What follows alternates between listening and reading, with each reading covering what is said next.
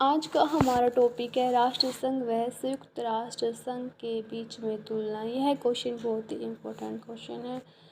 आज हम राष्ट्र संघ और संयुक्त राष्ट्र संघ दोनों के बीच में तुलना करेंगे।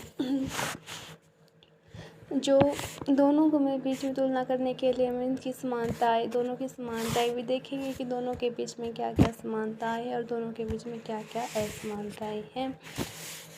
अब जैसे प्रत्येक युद्ध या महायुद्ध के बाद शांति की स्थापना के लिए अंतर्राष्ट्रीय संगठन का निर्माण किया गया। जैसे प्रथम विश्व युद्ध के बाद हुए विनाश को देखते हुए शांति की स्थापना के लिए सन 1920 को राष्ट्रसंघ की स्थापना की गई थी, परंतु जो राष्ट्रसंघ है वो अनेक कारणों के कारण शांति की स्थापना करने के लिए सफल नहीं रहा।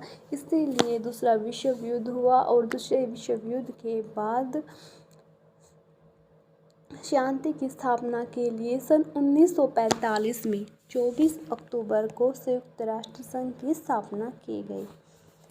अब हम समानताएं देखेंगे कि राष्ट्र संघ और संयुक्त राष्ट्र संघ दोनों के बीच में क्या क्या समानताएं हैं।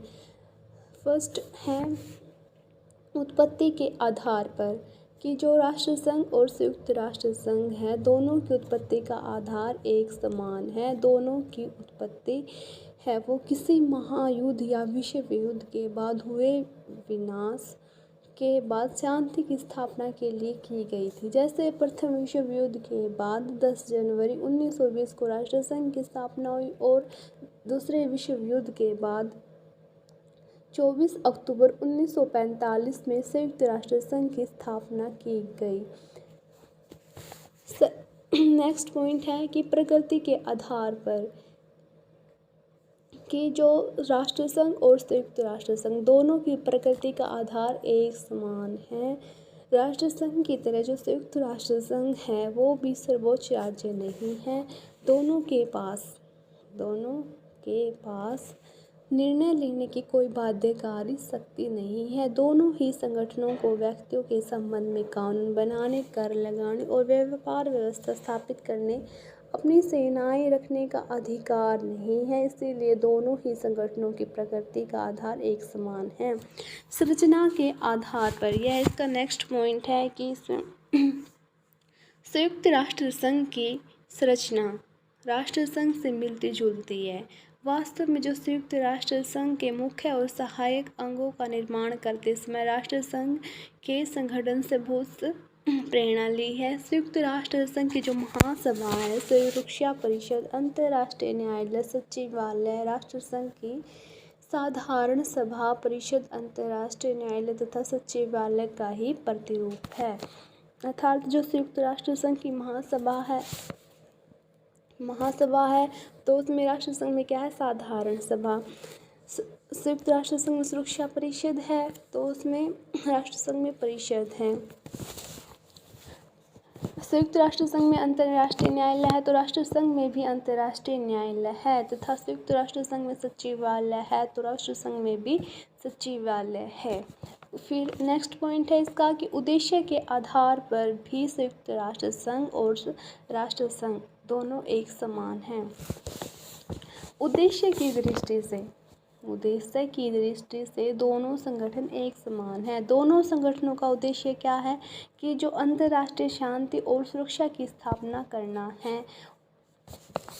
नेक्स्ट पॉइंट है विवादों को शांतिपूर्ण समाधान के आधार पर जो संयुक्त राष्ट्र संघ और राष्ट्र संघ दोनों का ही मुख्य उद्देश्य क्या है कि विश्व में शांति और व्यवस्था बनाए रखना। इसीलिए दोनों ही संस्थाएं द्वारा जो विवाद उत्पन्न होने के बाद विवादित राष्ट्रों में विवाद को शांतिपूर्ण ढंग से समाधान करने पर ही बल दिया जाता है जिससे विश्व शांति बनी रहे। नेक्स्ट पॉइंट है प्रतिबंधात्मक कार्रवाई के आधार पर संयुक्त राष्ट्र संघ और राष्ट्र संघ दोनों ही संगठनों में प्रतिबंधात्मक कार्रवाई का प्रावधान किया गया है।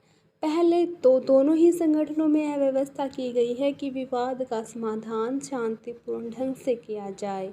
अगर विवाद को शांतिपूर्ण ढंग से करना असंभव है और विश्व शांति को खतरा है, तभी इस प्रतिबंधात्मक कार्रवाई की जाएगी। जबकि जो संयुक्त राष्ट्र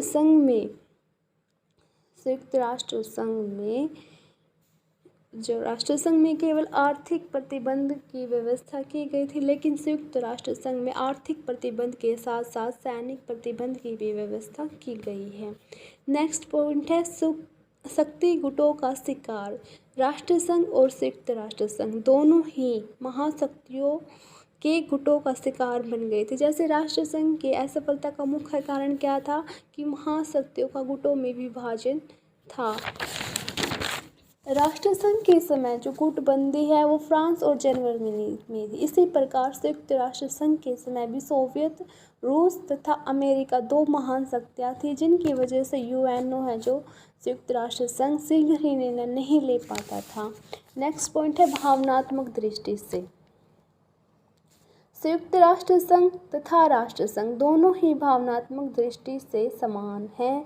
दोनों संगठन विश्व के लोगों को भूखमरी, दरिद्रता, आर्थिक, सांस्कृतिक और वैज्ञानिक प्रगति में सहयोग देने के उत्सुक हैं। नेक्स्ट पॉइंट है कि खालिस्तानों की समस्या। राष्ट्र संघ और संयुक्त राष्ट्र संघ दोनों में ही खालिस्तानों की समस्या बनी रही थी।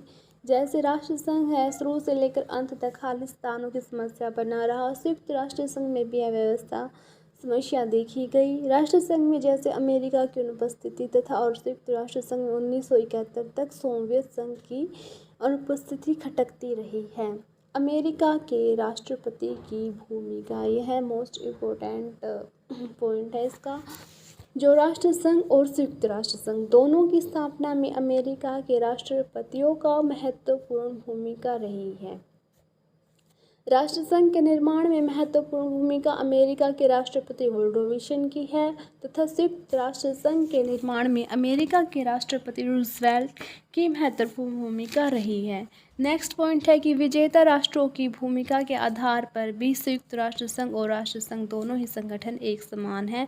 राष्ट्र संघ और संयुक्त राष्ट्र संघ दोनों संगठनों की स्थापना है जो विश्व में युद्धों में विजय राष्ट्रों द्वारा की गई है।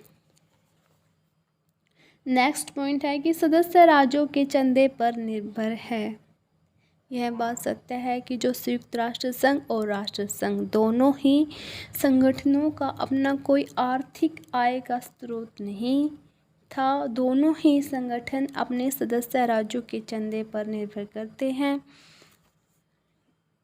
ये हुई हमारी समानताएं। अगला हमारा नेक्स्ट टॉपिक होगा कि संयुक्त राष्ट्र संघ और राष्ट्र संघ के बीच में क्या क्या असमानताएं हैं, वो हमारे नेक्स्ट वीडियो में देखने को मिलेगी।